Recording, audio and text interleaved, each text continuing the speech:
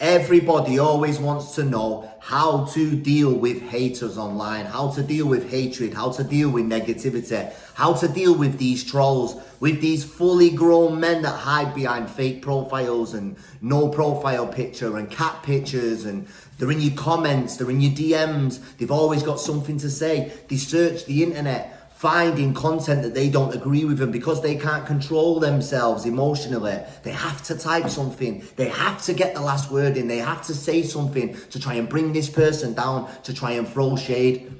But understand, you have to put yourself in their position, you have to see through their eyes, because if you don't, you're going to take every little comment personal, when really, it's nothing personal to you. I seen a quote once, I heard somebody say it, haters are trophies that only winners get to collect. And that really hit home. And I thought, you know what, if I wasn't doing anything positive, if I wasn't speaking online, if I wasn't putting myself out there, if I wasn't getting on camera every day, if I wasn't trying to make a difference, I wouldn't be making any waves. Nobody would care. There's a reason why Cristiano Ronaldo isn't stood on the sidelines of a Sunday league match telling the footballers that they can't play, because he's too busy winning, because winners win and losers lose. So when you see a hater commenting on your stuff, if you just started to create content or just put something online and you're getting a bit of backlash from it, you're getting a bit of heat, you're getting a bit of stick, people have got a few negative comments that they've been throwing on your content, just put yourself in their shoes, because all they're really doing is projecting their internal state. They're just projecting how they feel inside. They can't control themselves emotionally, so much so that when you say something, bearing in mind these people don't even know who you are as a person, but they can't control themselves enough. They have to say something. They have to try and throw shade. They have to try and mock what you're doing to make themselves feel better about the fact that they're doing absolutely nothing. And it's spreading. It's like a disease, online hate. And all these people in the comment sections. The comment section should be called the no consequence section, because there's grown men in there running their mouths talking about people who they would not dream of approaching, of saying anything to their face, of really having an altercation or a problem with them. But from the comfort of their smartphone and the comfort of their mum's fucking box room, they can say what they want online and have no backlash. Do you know what I mean? And it's just a sad state of affairs that we're living in at the moment. But if you're putting content out and you're getting negative reactions back, people are trying to come for you and send for you and trying to knock you off your pivot, because that's all they're really doing. They would love nothing more than for you to stop, doing what you're doing. So you've got to be strong enough to not only not rise to their bullshit, because that takes time in itself. I used to react all the time. Nobody's better at slating people than me. I'm always ready to fire back. Do you know what I mean? I've got banter just as much as the next guy, but you've got to understand that you are leaving a digital footprint and you are putting yourself online. So then if you're going to engage in these low-level conversations with these negative people who are hiding behind cat pictures, who are hiding in the mum's box room from the big wide world, do you know what I mean? Then you know better than them. So you've got to really set yourself some boundaries.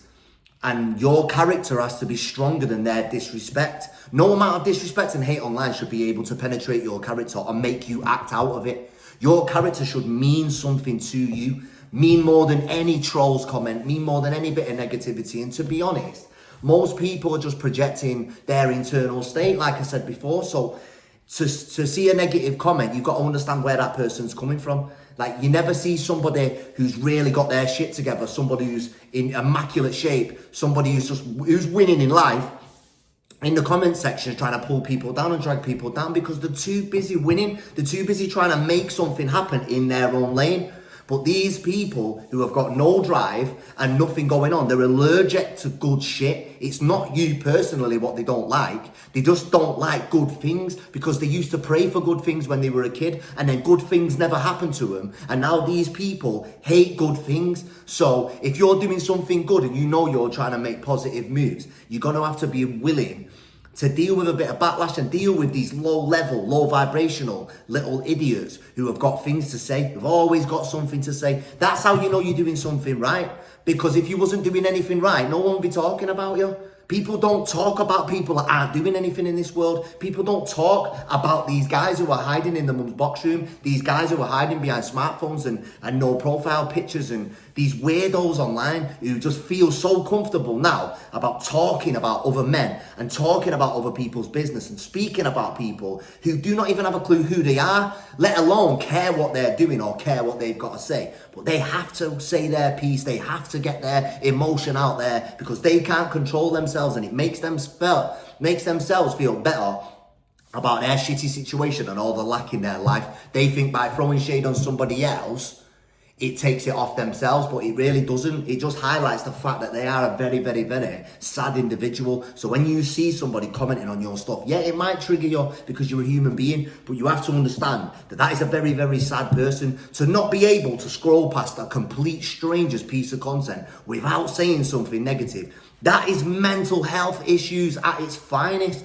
That is bad mental health. That is bad internal state. That is a wreck. Do you know what I mean? That is like midlife crisis waiting to happen. So do not let these types of people dishearten you and stop you from doing what you want to do. I was guilty of it for years. I'm scared of the opinions of other people, scared of the backlash what I might get offline when I start speaking from the heart and speaking from the soul and putting myself in vulnerable situations and trying to get my point across and messages across and stuff like that. I knew that I was going to get some sort of negative backlash off that because that's just the world that we live in, unfortunately. People who try and do right in this world will always face conflict, and it's always off people who are nowhere near on their level. It's never off anybody above. Nobody above.